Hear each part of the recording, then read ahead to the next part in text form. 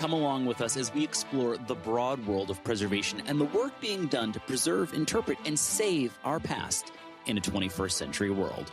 From aquaculture to historic foodways to forensic modeling, we're talking weekly with experts from across the globe. This is your host, Nick Redding. Welcome to PreserveCast.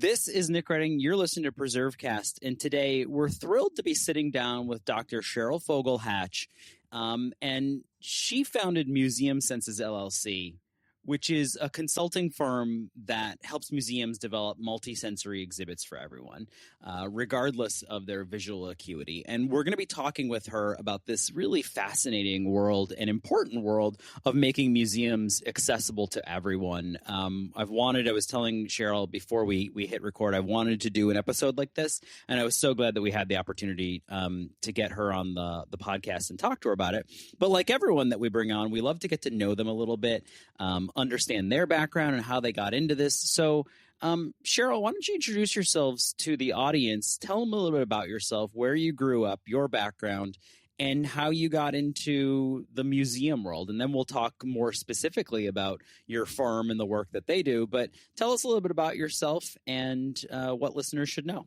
Well, I grew up in the Southwest United States. I grew up in Arizona. I went to the University of Arizona as an undergrad. Really fell into archaeology and anthropology. I did not go to school to start with that. I basically took some courses to fill general ed requirements and found that I enjoyed them quite a bit and went from there. So my first exposure to anything related to historic preservation was through archaeology. And my first exposure to archaeology after I did a class was, hey, there's a museum and they're seeking student volunteers to do different basic artifact. I don't even remember exactly the tasks, but I got to go behind the scenes and these tables with these bags and pulling out these, stone flakes and these ceramic sherds and pottery and all sorts of cool things that you get to touch in museums and in the back of the house, in the behind the scenes, in the collections areas, with some care to make sure you don't get the bags mixed up. You get to touch stuff. And in the front of the museums, when display cases, you don't. I happen to be totally blind. And so for me, touch is a way that I derive information about objects. And so a glass case is not effective for me. So that's my lived experience. And then I did my graduate degree at the University of New Mexico in Albuquerque and stayed in archaeology and got more deeply into collections, did my research on museum collections, stone spear points from about 10,000 years ago, kept with that, did a couple of years. Well, my first job getting into that was actually as a technician, a museum technician, because they had a collections area that had sustained some water damage from a burst pipe. And so the staff put everything out on these long tables to dry. And then at some point, this was spring, and then at some point in the summer, they hired a few of us students from the university to basically systematically put everything back in new bags and make sure that all the information was recorded and everything matched in the database. So that was my first paid job in museum world. And then I did a few years stint as a student employee with a federal agency and learned a bit about all the review processes and learned about Section 106 and historic preservation review.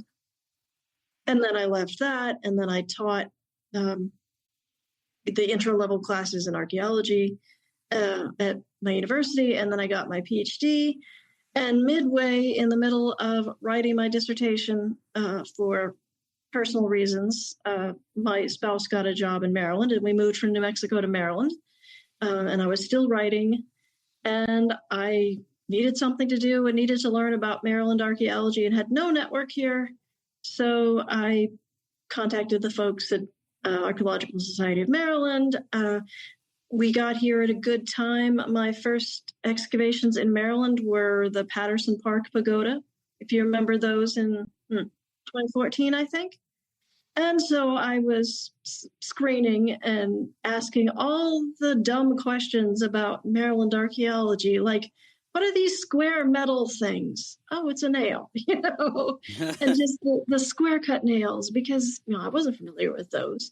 And asking all those, I'm new to Baltimore, tell me about Maryland archaeology and mid-Atlantic archaeology, and tell me what books to read and just how to, just get into this on the fly. And then I've been volunteering to do that for a bit. And then Lisa and Jason with Herring Run, I volunteered with them to wash artifacts. That might have been where I was asking about nails, but it always had a lot of nails at Herring Run and other things. And then I started basically networking like crazy. And then I finished my dissertation, went back out to New Mexico, defended it, and then came back here and started looking for something to do. And as my network was growing, people would start to ask me for my feedback about particular instances and things in museum exhibits. And one thing led to another.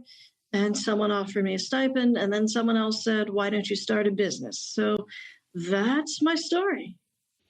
And there's a lot of different interesting pieces in there that we could tease out. I mean, I think one that a lot of people would have questions about and would be really curious about, and I'm sure this leads into the work that you do at MuseumSenses, is this idea you mentioned that as a blind person, being able to touch an object has a profound impact on your way to understand it. Talk to us about the challenges, or not just the challenges, but also the unique abilities that you have when it comes to doing archaeology as someone who has blindness. Like, talk to us about what that looks like, because I'm sure some people are curious about that. Yeah, I read about, my first experience in archaeology. I used to read National Geographic and stuff like that. And so that's when I had the chance to take an archaeology course in college. I jumped at it. And so I spent a couple months kind of reading and doing course stuff. I found that it was something I was really interested in. I was getting to my class early, and that was an 8 a.m. class. I was getting there early 3 days a week. Like, okay, I really like this. So when I had the chance to go check out artifacts in the museum, and then there was an excavation they were seeking volunteers for, and I asked. And with excavation, you have the square in front of you is the scale at which you're working. A half meter, so a meter is like 3 feet. So between a meter or half meter. And so you can really kneel in the excavation unit and reach in front of you. And so my technique became using the trowel in my right hand and feeling along behind the edge with my left hand. And so that real visceral, immersive experience of being right forward in the square, hands-on, I had, when I did my archaeological field school, they knew that I hit an ash deposit because I was leaning forward and I got ash on my face. And they looked at me and said, oh, she's got an ash deposit. This was a historic Pueblo site, and this was a residential unit. And but you can tell a lot by touch with the soil, if it's sandy soil or if it's hard clay soil. A root feels kind of long and woody compared to a rock, compared to a piece of ceramic, compared to a stone tool. As you're kneeling in your unit and you're reaching to map with your tape measure, I got a tape measure that had a speech. It had a little battery thing you attached to it so that it would read the numbers as you were pulling it out. And you could press a button and have it read, 2 meters. And it was a British accent. So it'd say 20 centimeters. I did a horrible British accent. But yeah, because to get a metric tape measure with the device that helped it speak, I had to go to a catalog, and they had to supply from a country that used metric measurements, because all the American ones were in inches. And archaeology, particularly pre-contact archaeology, the measurements are metric. Contact archaeology, historic sites, the metrics can be in inches and feet, but the standard for pre-contact has been meters and centimeters. So that was an interesting little side note.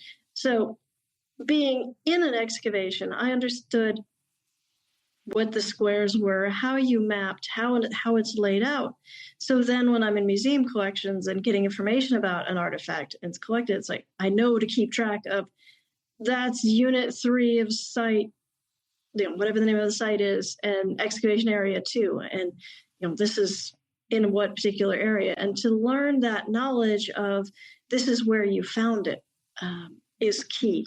And archaeology is a small percentage of archaeology is field work. That's the fun thing that everyone likes to do. That's the fun thing that the public thinks archaeologists do. But there's all sorts of analytical skills and non-fieldwork skills. But you really need the basics of this is what it looks like to excavate a site. This is what it looks like to keep track of your locations of objects. Because once you pull them out of the ground, if you don't record that locational information, you lose it.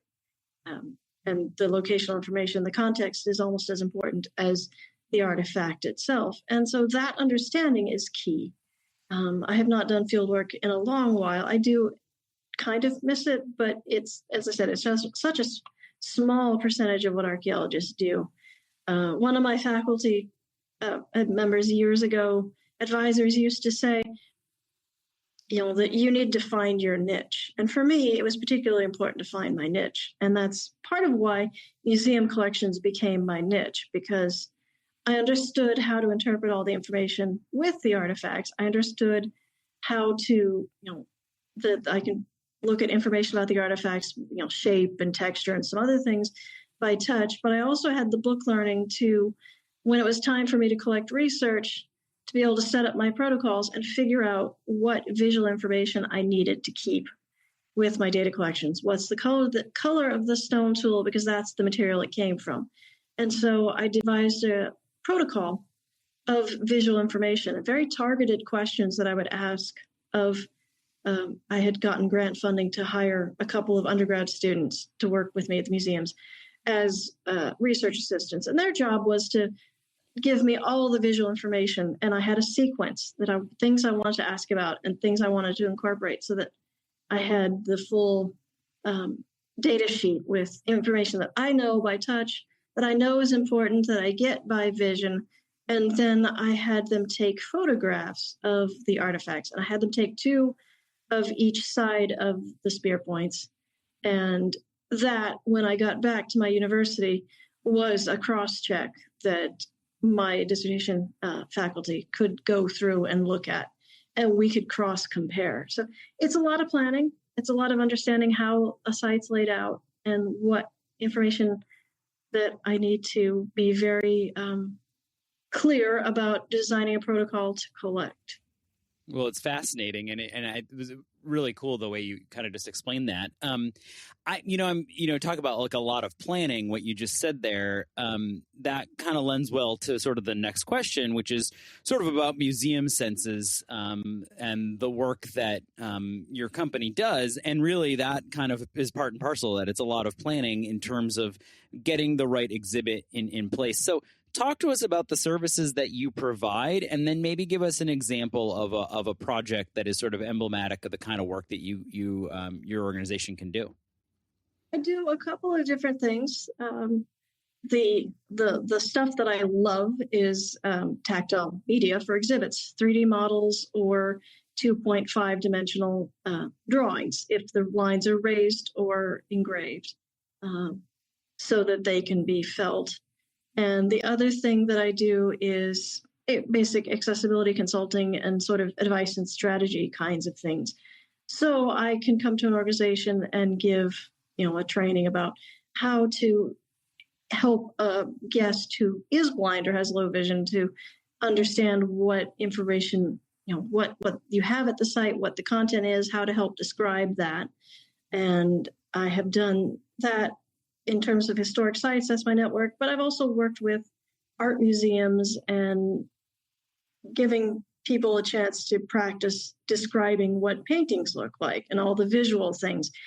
Start with the overall summary. What's this painting about? Is it a realistic scene? Is it a family portrait? Is it an abstract? Is it and then go, systematically with the details, foreground to background, left to right, whatever sequence makes sense. So I do a lot of advice and strategy.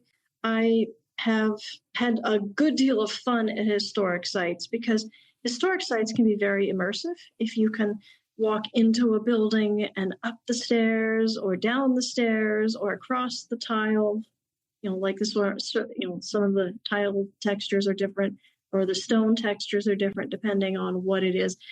It's very immersive. I've worked with a historic site, Fort Ticonderoga in upstate New York. They're a Revolutionary fort.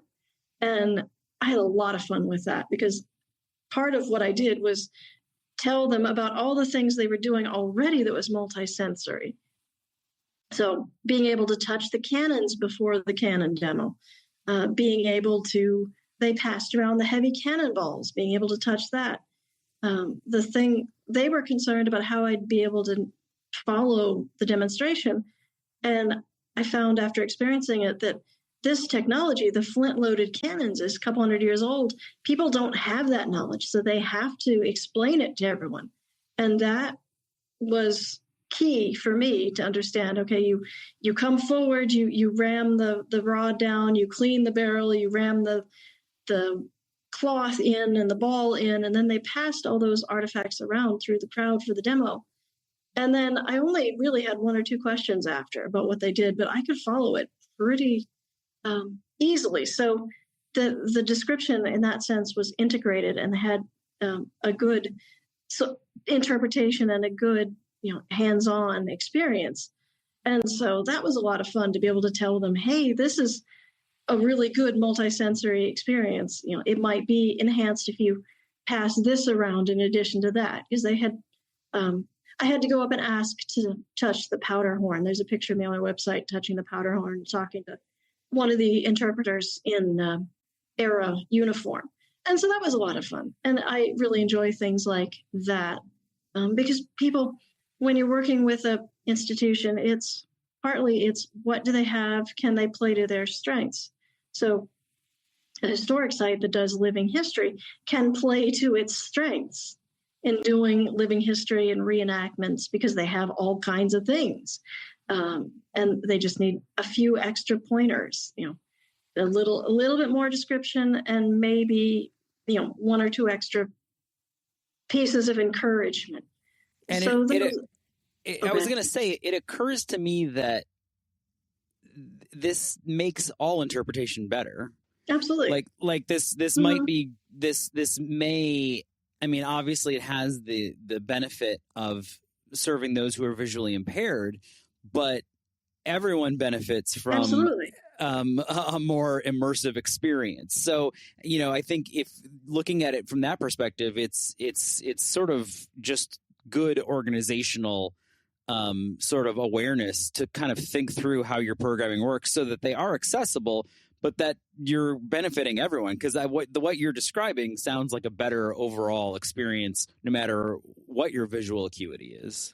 Right. And I have to remind people that a family group is going to have people, who, like when I go to museums, especially something like Fort Ticonderoga, it's rural. Someone's driving me. So I'm in a mixed group anyway. So the same program to interest both of us, whereas I don't have to wait to arrange something separately, or, they can get the same experience that I get because people travel with family all the time. So talk to us about, that's a great example of Fort Ticonderoga. And obviously, you're based in Maryland, but Ticonderoga is in New York. So you work all across the country and people can bring you in to do that. So that's an example of where you have a program going on. But talk to us about that other piece you talked about where it's either the raised image or an actual an object or a statue or something like that that's been created to tell a story in a museum. What kind of work have you done there and examples that people might be interested in? Well, this might be a good place to talk about founding fossils. So let's go for it. Founding Fossils is an exhibit up at the Peel Museum in downtown Baltimore. And it's a very interesting story because it has elements that are art, elements that are science, elements that are history. And I worked with, my co-curator is Bernard Means at Virginia Commonwealth University. And he's been 3D scanning archaeology and paleontology collections for years. So he already had some of the models, but he certainly has the technology. And he and his students, one of his students was an artist, and she produced a graphic comic book to tell this particular story. Apparently, the Revolutionary era, some of the people, Washington, Jefferson, Franklin, were really interested in prehistoric fossils and things like that found in the Americas, because there was a French scientist who thought that animals got smaller and weaker in the Americas and were less weaker than the European versions. And so they wanted to prove as a matter of national pride, no, we've got big fossils here too. And there was an excavation of a mastodon. Mastodon is an extinct elephant, and it was done in upstate New York, and it was done by Charles Willson Peale, who was in Philadelphia, and his son Rembrandt Peale founded the Peale Museum in Baltimore in 1814. So when I read about my colleague at Virginia Commonwealth University about the comic book, about the story of, they called it Founding Monsters, how the American forefathers were so into prehistoric mammals. And I reached out to him and I said, I know the perfect museum to put this up, because this is one of the stories that the Peale family was involved with, and the Peale family founded the Peale Museum. So we proposed an exhibit, and we contacted everyone at the museum, and it was a go. And it took us a little over a year and a half between design and installation, because we had to fundraise for it. So he had to apply for some university money to create the 3D objects, and we had to do some other things. But the premise from that exhibit was, I wanted to have an exhibit that from day one, we're thinking about what we can make tactile. We're not doing it at the end after the design has been done. We're not scrambling. It's inclusive at the step one in the design. And we started talking about the comic book and each of the pages. And most of the pages, we figured out a touch object to associate with them. So, and also the paintings. There's a painting of Charles Willson Peale Museum. And so in front of that, we have prints of the mastodon, the ulna, and the tibia. So the big, long limb bones. And the nice thing about working with a university makerspace is lots of student labor. So Bernard's students, he sets them up on these long tables, because I visited his lab in Richmond, painting. They paint artifacts to match the 3D printed replicas. They paint them to match the artifacts, the colors. So these replicas, yes, they feel a little plasticky, but they are painted to resemble ivory. And then one of his students, Anna Carter, took modeling clay and sculpted the bust of Charles Willson Peale that you can see, his face and his bust in the painting. And she sculpted it, and then he scanned that in as a 3D print. And so the tactile is the two bones and the bust, and the painting is on the divider wall behind it. Now, there are some other things there. I did have to explain, and I was taking guests through, that, there's a curtain and there's some other things that you can see in the background. But the main key elements are the bones and Charles Willson Peale. And so we did a similar thing with the rest of the pictures. And then we needed perspective. So we put in a model mastodon, which is about 18 inches. So scale the proportions for the head, the tusks, the feet, the back, the tail.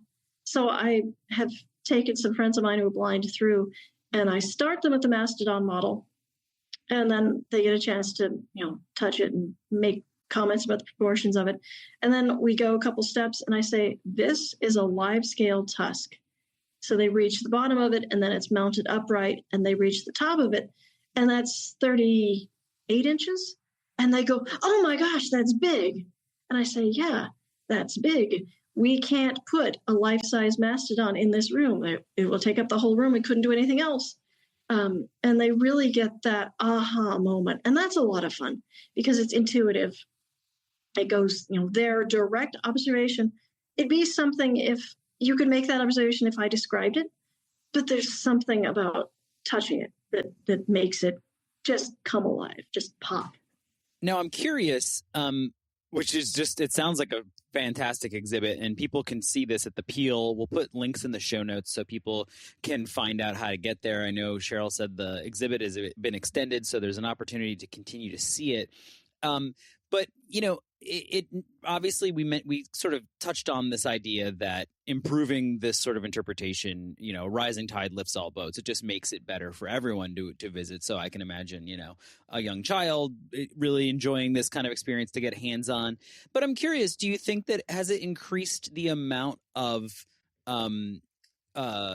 guests that have, visual impairment thinking, hey, I should go and visit a place like that? Does it get sort of within that community, sort of a sense of like, this is a safe place. People can come here. They're putting on exhibits for us. Talk to us about that. How do you, if you put this work in, how do you market yourself that way? You have to really kind of tap into the community, and I can help organizations with that because I have done. I did a newsletter for the blurb for the Maryland Library for the Blind. There's a couple of other listservs that I've popped it in on. The people that I've taken through are friends of mine. There are other folks who have said, you've got to get people to come down, but the knowledge is there. I've made sure to populate that. It's a piece that museums often need help with, and that's one of the things that I can do. My colleagues at Fort Ticonderoga, one of the things I did for them was give them their local organizations. I have to touch base with them and see how that went. They're seasonal. They're closed now in the winter, so I don't know how it went, but that is one thing that I do try to help with. And it's a slow, because it takes a while, because we've been excluded. Blind people have been excluded from museums for a long time. And you have to really remind people repeatedly that this is what you're doing and this is how you're doing it. And we are working on that. It's always a work in progress, as you know, community engagement can be. Yeah, absolutely. No, but I think that's a fascinating piece. And kind of leads me to the next thing, which is, as people are listening to this and they're thinking, okay, I run a historic site, I have a house museum, or maybe a small museum, or maybe a large museum for that matter, and we should be doing a better job of this. Where do they even start? So they're just thinking, okay, we've got some exhibits coming, or we don't even have money for new exhibits. We just have our existing things. Give people a sense. I mean, obviously they can reach out to you. We'll put links in here so that they can reach out to you and they could hire you to do some of that work. And we would encourage them to do that. But even just to get their board to think about it, or maybe making the first step, what are some pieces of advice you would sort of pass on to people listening who want to be good partners in this kind of effort? Find out who your local community members are. Figure out what the organizations are. There are several organizations in the blind community, and some are national and have regional chapters, and some are very local.